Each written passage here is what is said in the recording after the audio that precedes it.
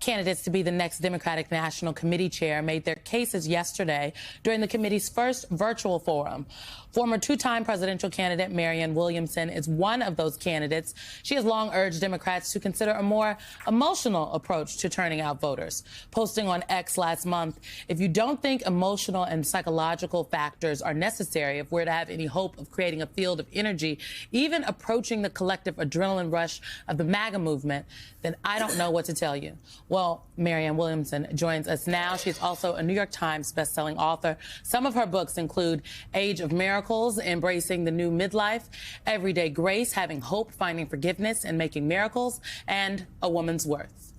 Marianne, good morning to you. Thank you for being at the table. I have heard you talk about a listening tour, hearing from Democratic voters, voters in general, what it is that they want, where the disconnect is. How does that listening then coincide with the fundraising and strategic elements that are the primary focus and work of the DNC chair? I think the primary work of the DNC chair needs to be all of those above. I think that we need an integrative approach. The strategic elements of activism on the ground, which includes, by the way, a real reorganization of the DNC itself.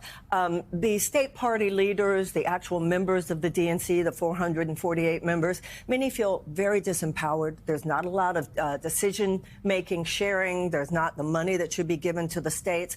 All of that organizational issue, as well as what goes on with strategy in these states, is extremely important.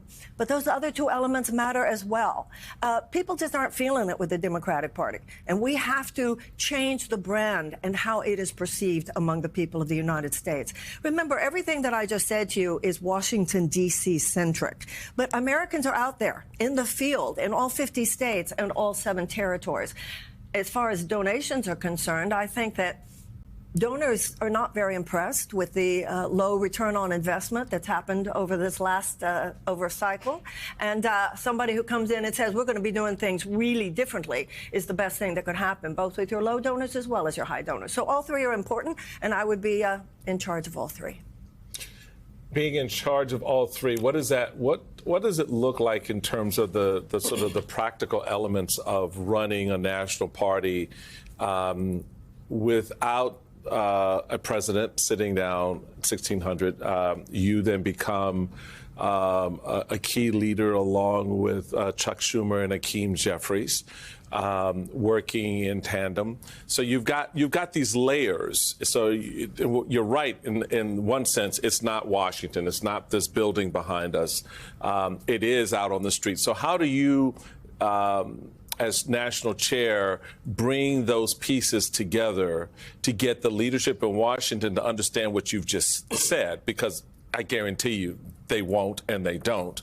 And 2, to bring the party faithful along under your leadership to take the risk of your leadership. In other words, what you may be leveling up is something that's outside of what they're used to hearing or thinking. Mm-hmm. How do you see that as part of the job? Okay. Well, first of all, I'm not running for a policy-making position. Right. Hakeem Jeffries is the policymaker. Senator Schumer is the policymaker. I'm running for megaphone. You know, because we won't have the presidency, that's the biggest megaphone in the world. We don't have the Speaker of the House, huge megaphone. We don't have the head of the Senate. So the DNC has to become a megaphone in the way that we don't in every session. So my creating a communications machine that will actually help get their messages out to the people, that's where I see myself. That's number 1. Number 2, the DNC now runs in a very 20th century way. You would be one of the first people I would ask for advice, by the way. You've done this. The 20th century model is this group of people sitting on the top sort of dictating what's happening. We need a 21st century model. 21st century leadership is holding the space for the brilliance of others. And that begins with the organization itself. More and more people within the organization, members feeling empowered, as I said, sharing resources, sharing members, so forth.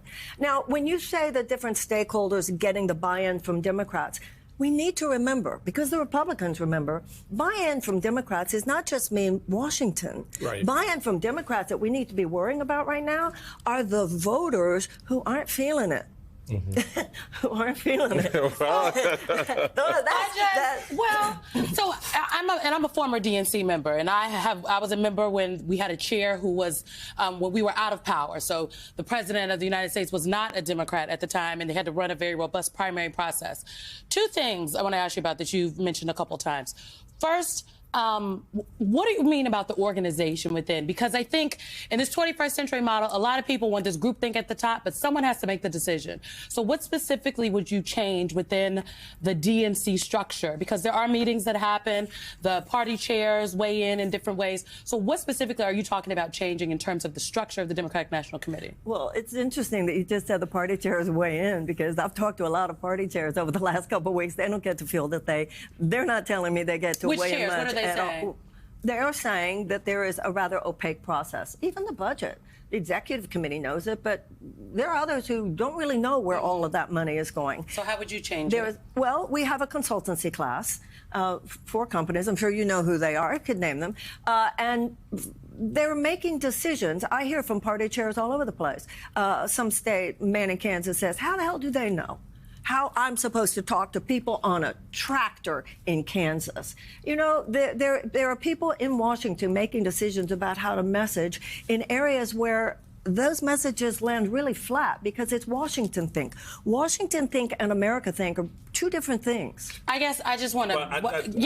How would you change that? What do you bring to that? First of all, even on the consultancy, except for the data, what these people are telling me in the various states, the data that comes from these consultancy classes, that's good. Everything else, they get a failing grade, failing grade, failing grade. First of all, if you're going to hire a consultant to help you with your messaging, let's go into those areas. Let's feed the economies in those local communities.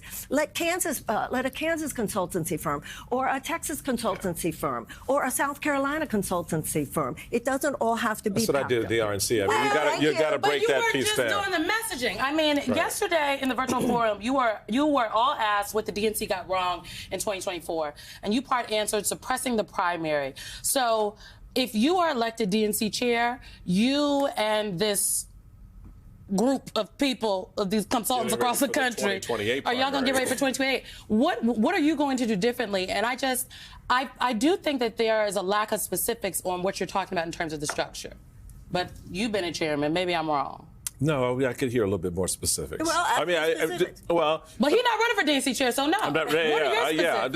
Well, I've told you a lot. I mean, how do you return that? How do you give that power to that chairman who's talking to the farmer on his tractor?